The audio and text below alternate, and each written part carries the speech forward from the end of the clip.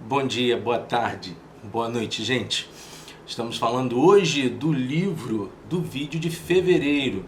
Tem vários livros sendo resenhados aqui em fevereiro, mas é o livro de fevereiro. Nós vamos ter o livro de fevereiro, livro de março, livro de abril, maio, por aí vai.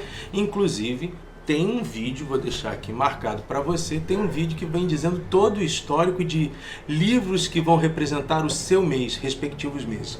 E o livro que eu tenho na mão é de um grande escritor francês da virada do século XIX para o XX e uma das obras mais conhecidas, O Fantasma da Ópera, do Gaston Leroux. Gaston Leroux, ele vai construir esta obra em 1911. Ele vai nascer na virada do século, 1868, acaba por morrer em 1927, e ele tem algumas peculiaridades. Primeiro, uma grande influência do Arthur Conan Doyle. Soma-se a isso o Edgar Allan Poe. Então você tem dois expoentes, um no campo detetivesco, o outro no campo gótico, de terror. Além disso, o Gaston acabou por se dedicar ao jornalismo. Ele foi enviado pelo jornal Le Martin para o encontro, por exemplo, do presidente francês na Itália e também em Moscou. Então ele tinha um contato muito forte com as relações, com as relações e com o contexto jornalístico de época. É por conta disso que quando eu olho para este livro Fantasma da Ópera, fica impossível não lembrar nem de Arthur Conan Doyle, nem de Allan Poe e muito menos de que ele era um grande jornalista. Uma das obras mais conhecidas dele, inclusive eu vou indicar a você, além dessa do Fantasma da Ópera, é O Mistério do Quarto Amarelo. Se eu não estou enganado, ele foi editado pela extinta editora Ática, um baita de um livro que eu pretendo estar conversando com vocês sobre isto aqui. Dando algumas dicas em relação a essas edições da Zahar, muito boas por sinal, dos clássicos Zahar. Você tem aqui, eu quero levantar aqui dois nomes que precisam ser respeitados. Um é a tradução e as notas respectivas desta tradução pelo André Teles, e o outro, uma apresentação magnífica que vale muito a pena vocês estarem lendo, que são os registros do subterrâneo, que vai ser escrita de uma forma bastante hábil e bastante indicativa do professor Rodrigo Casarim. Então, normalmente os livros, eu tenho alguns outros livros aqui, Os Três Mosqueteiros, os livros do Júlio Verne, quase todos eles pelo clássico Zahar, e acho interessante que você busque essas obras. Se você souber procurar, você vai conseguir isso aí por R$35, R$36, se você der sorte até menos. E agora, se você quiser investir num livro novo, talvez você vá pagar um pouquinho mais caro, mas eu digo a você que é importante essas obras, porque não vale a pena apenas você ler o contexto do livro sem entender o que cercava esse autor quando da construção desse livro. Aqui fica colocado de uma forma muito clara que o Gaston, ele pôde perceber nos espaços e em eventos e nos espaços aonde passou a ser a Ópera de Paris, elementos que vão fundamentar essa sua obra, esse seu romance, que é um romance gótico. Ele pode ser considerado um romance gótico, pode ser considerado um romance gótico. Há uma construção jornalística dentro desta obra, é uma terceira pessoa que está descrevendo situações relativas ao ocaso do Fantasma da Ópera, do Eric, e que ele recebe essas informações a partir de pessoas que tiveram experiências diretas com isso, principalmente o persa. Ele vai fechar a obra a partir de uma descrição detalhada de uma testemunha, cujo nome era o persa, que vai desvendar para você todo o enredo final digamos assim, da tragédia que eu poderia também estar encaixando esta obra com relação ao Fantasma da Ópera, ao Eric. O Palácio Garnier faz parte do fundamento desse livro. O Palácio Garnier vai ser feito por Charles Garnier. Isso aconteceu porque Napoleão III quando estava se encaminhando, 15, 16 anos antes, em 14 de janeiro de 1858, ele estava se encaminhando para uma peça e sofreu um atentado. A partir daí, ele achou que deveria ser a Casa de Artes de Paris não deveria ser mais no lugar onde era, na Pelletier, e passar então para o local aonde foi construído, ou Casa de Artes de Paris. Certo? Então, quando o Gaston vai conhecer este lugar, ele tem uma antítese, não, mas ele tem dois tipos de ambientes. O ambiente do palácio propriamente dito, ele é totalmente iluminado, cheio de espaços belíssimos, de uma construção para receber, obviamente, o imperador, receber as pessoas, os parisienses, os turistas, grandes obras. Então ele tem esse luxo do palácio, mas o que mais interessa aqui é o subsolo, porque é do subsolo que vai sair provavelmente a inspiração para este romance. Esse subsolo era cheio de porões, tinha um grande lago, tá? Guetos, espaços bastante escuros e local facilmente aberto para alguém poder se locomover internamente. Fora isso, ele está muito ligado também a um exercício que existia anteriormente de mineração em Paris, e também, inclusive citado dentro do livro, existem os corredores que fazem parte de um histórico da Comuna de Paris que acontece um pouco antes, na verdade, não um século, mas uns 40 anos, 50 anos antes da fundação da casa do Palácio de Paris, né? Então você tem um contexto histórico que vai viabilizando algumas outras situações que me parecem, eu não digo necessariamente que ele tenha induzido isso ao livro, mas que para mim é muito latente.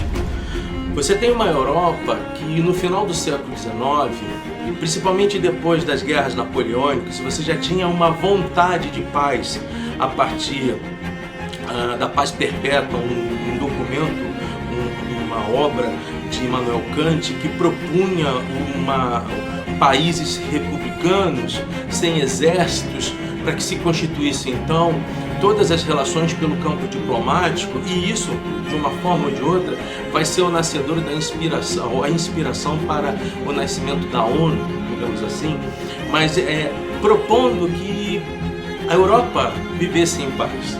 Se você fizer uma pesquisa histórica, as grandes guerras do mundo se deram a partir da Europa. Óbvio, houve outras tantas batalhas no Oriente, houve batalhas na África, mas o conteúdo das grandes batalhas mundiais, e você poderia incluir aí as batalhas napoleônicas do início do século XIX, elas vão ser fundadas, vão sair de nações europeias.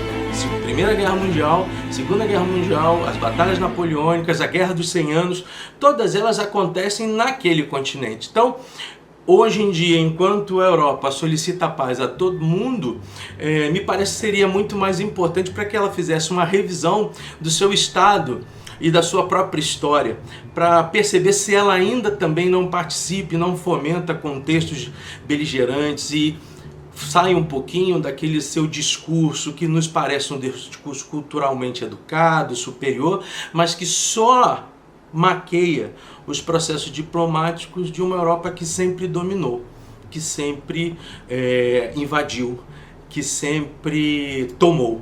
Não é à toa que Paris, obviamente, é uma cidade riquíssima, com um contexto e um perfume cultural maravilhoso que deve ser valorizado. Mas eu não me lembro de ter nascido nenhum faraó de dinastia nenhuma do Egito em Paris. Por que será que eles chegaram até lá? Fica aí essa dica. Mas, de uma certa forma, vale também para o livro. É a situação da esperança. E por que era da esperança maquiada pelo temor?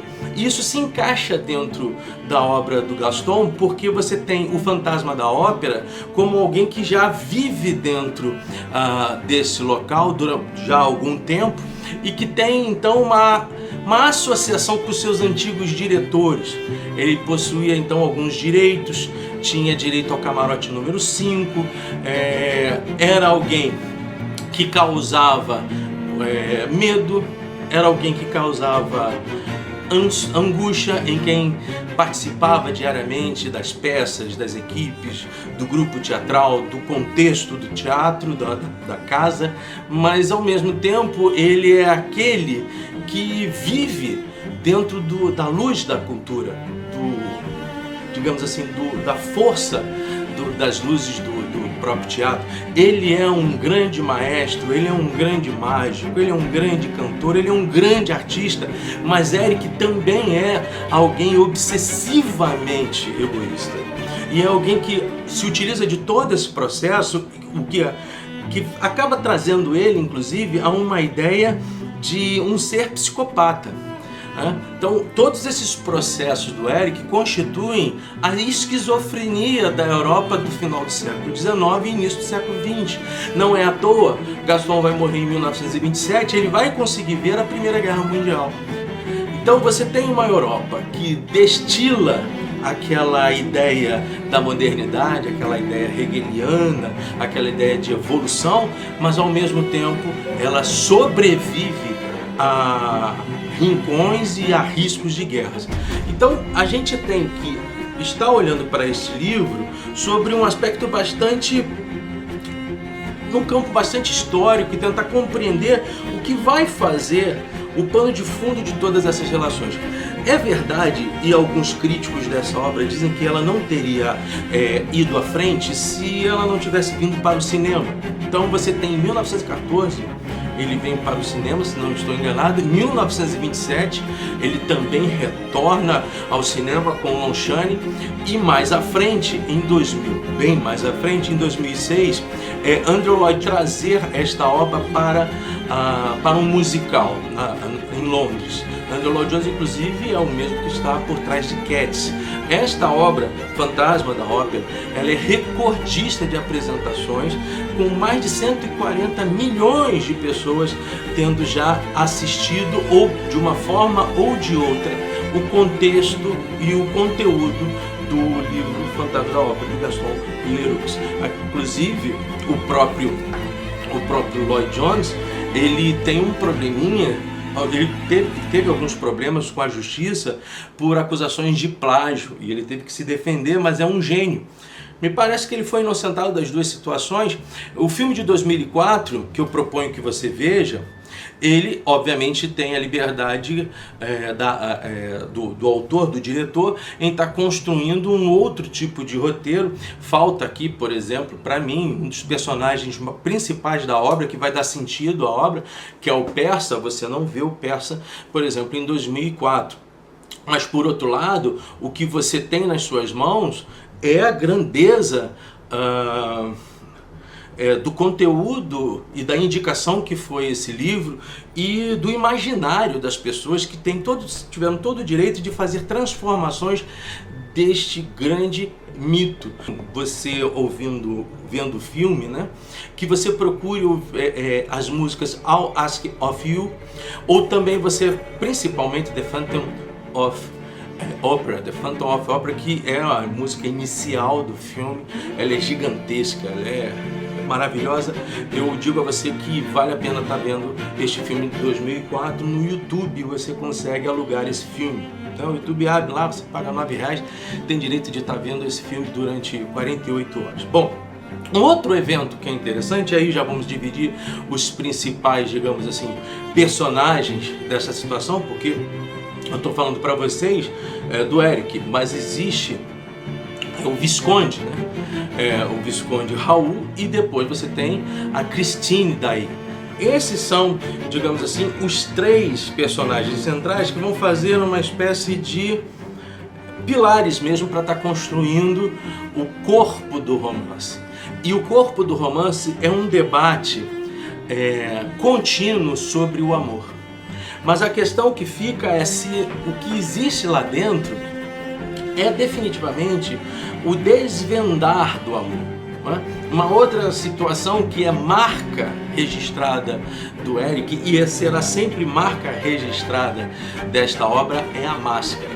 quão importante é a máscara para uma pessoa, que ela não é somente deformada por fora, também é deformada por dentro. O Eric, ele nasce com um problema estético no rosto, as descrições são as piores possíveis, ausência de nariz, a face retorcida, o que o obriga a usar uma certa máscara, né?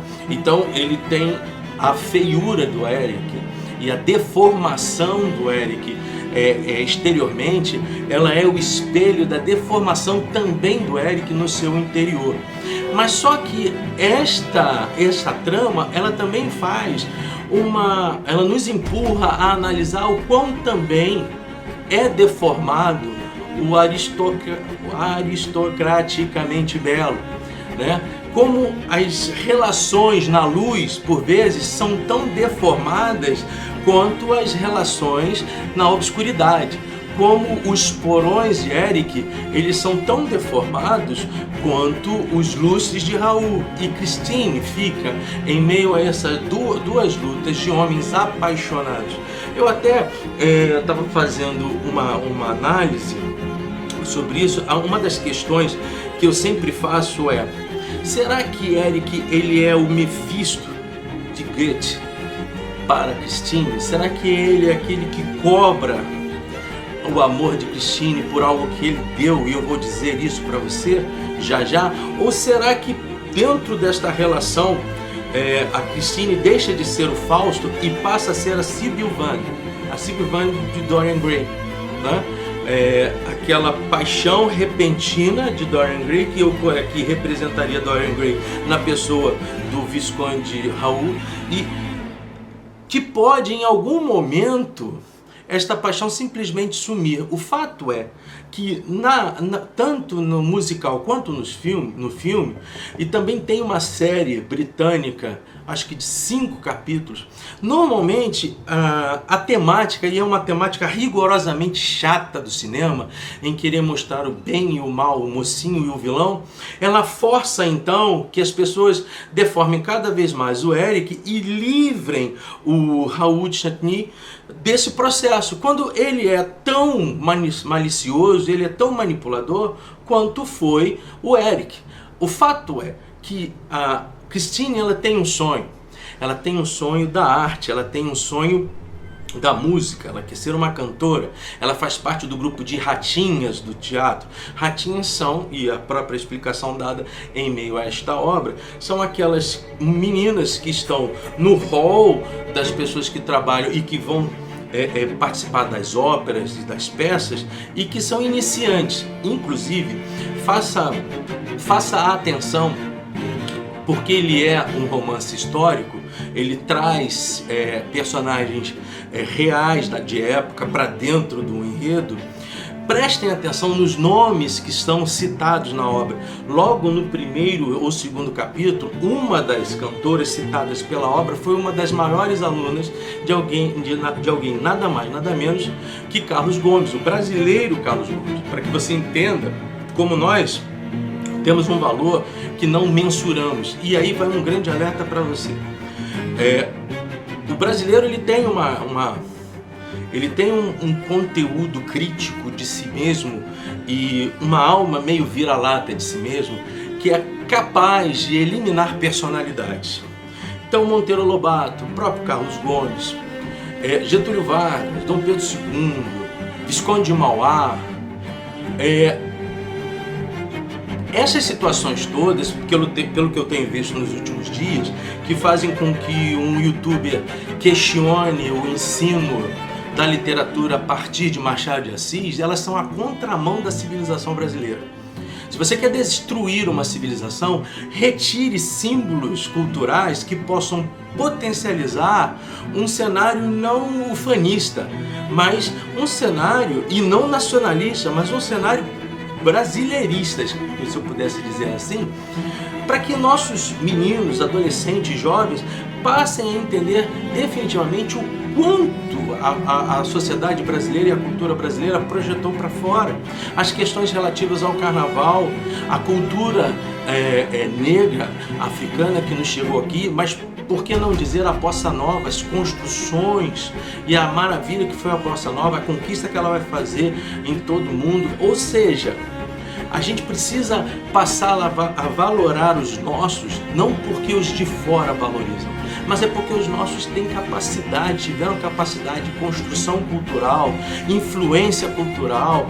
O que dizer então de Carlos Gomes, não é? Este é um processo que a gente precisa trazer para cá. Mas aí, vamos lá, vamos voltar para a conversa central do livro. O que você tem na mão me pareceu assim. O Eric, se eu fosse trazer para o campo filosófico, o Eric em relação a Cristina é aquela vontade de potência nietzschiana, certo? E por que é a vontade de potência? É aquilo que sai de dentro. E é aquilo que dá o salto, aquilo que projeta o Eric. O Eric é um dínamo.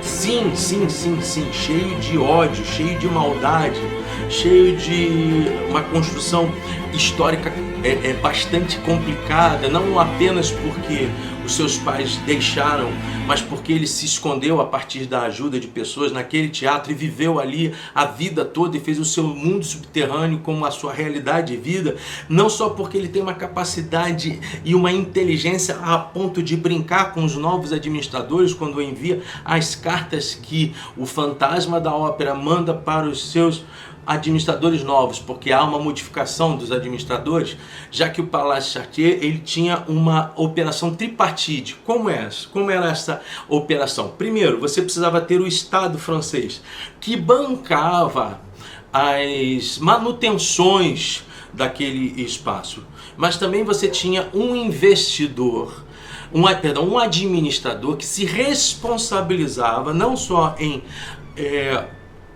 catalisar e captar valores para as peças internas, como também para projetar novas obras.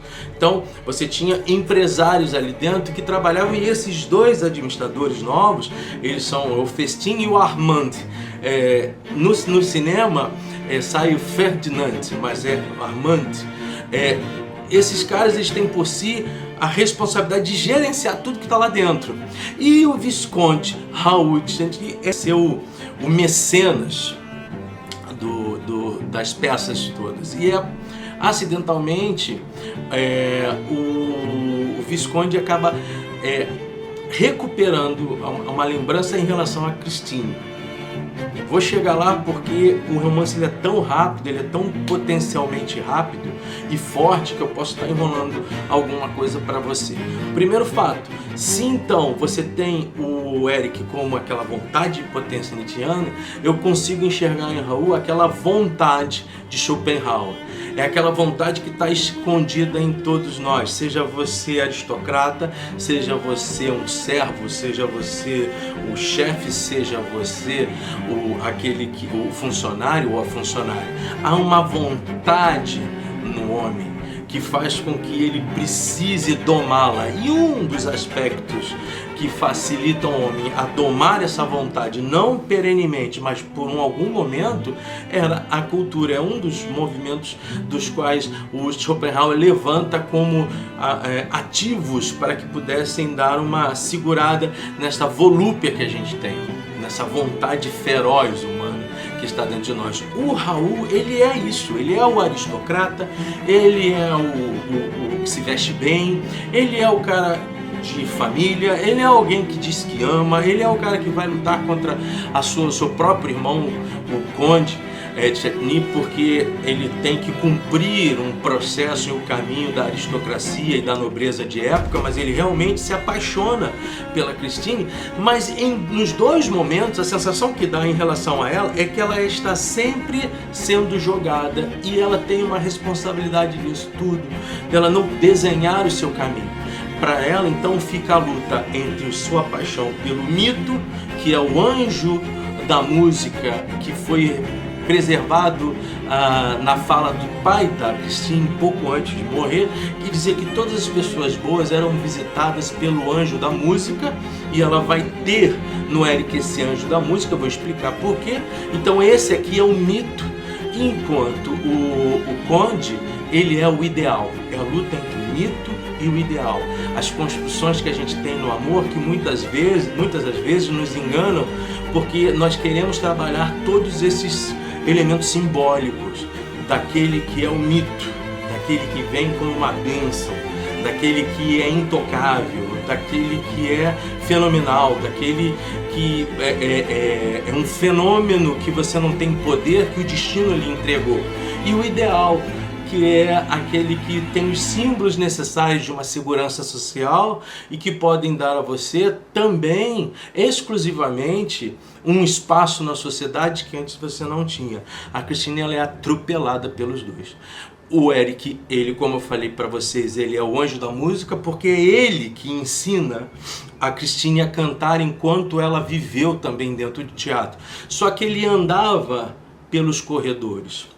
Ele é um mágico, ele constrói jogos de espelhos por detrás das paredes e nos guetos e no subsolo, nos corredores que foram utilizados por aqueles que fugiram da Comuna de Paris, quando houve a luta da Comuna de Paris, que naquela região houve um verdadeiro genocídio por parte do governo francês aos que estavam na Comuna de Paris. Ele consegue saber o que está acontecendo no teatro, visitando os porões. Prestem atenção nas mortes. As mortes, elas não acontecem por um simples elemento trágico. E aí que está o gótico do Edgar Allan Poe, mas ao mesmo tempo o contexto lógico do Conan Doyle, com o seu ritmo de vislumbrar aqui as possibilidades e as respostas de todo o ocaso que é o Eric. Mas ele é o anjo da música. É ele que ensina a Christine a cantar, é ele que já formula e já fabula a ideia de tê-la nas suas mãos para o resto da vida.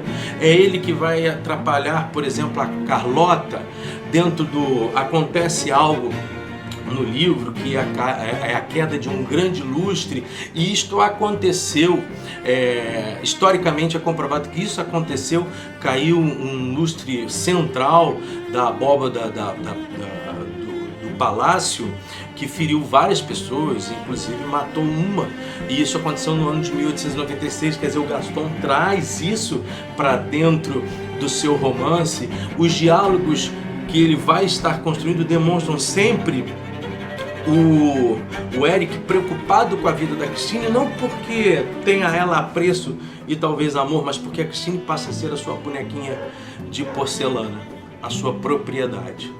Por outro lado, o Raul descobre ou relembra de Christine quando eram pequenos, quando ela deixou o seu echarpe no chão e ele a pegou e entregou ainda adolescente, e tem aquele meio que a imaturidade do aristocrata, do filho mais novo, daquele que peita o seu irmão mais velho por um desvendar de amor, mas também está preso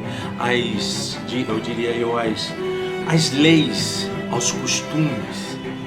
Então a Christine, ela está neste processo todo sendo levada, e também você, quando lê, vai ser levado sobre todos esses pontos, a ponto de você torcer pelo fantasma da obra. Se existe algo de amor dentro deste livro, eu diria que está lá no final, mas que você pode me questionar, e que vem da obscuridade, onde a luz consegue penetrar na obscuridade. E em meio a isso, o que é insano entende o sentido das coisas.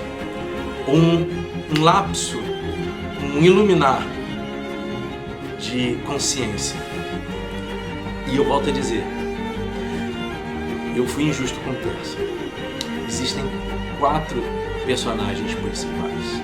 Os 3 que eu falei e o Persa. Se você não entendeu o que o Persa descreve para esta terceira pessoa que tem a narrativa do livro, você não vai entender nada.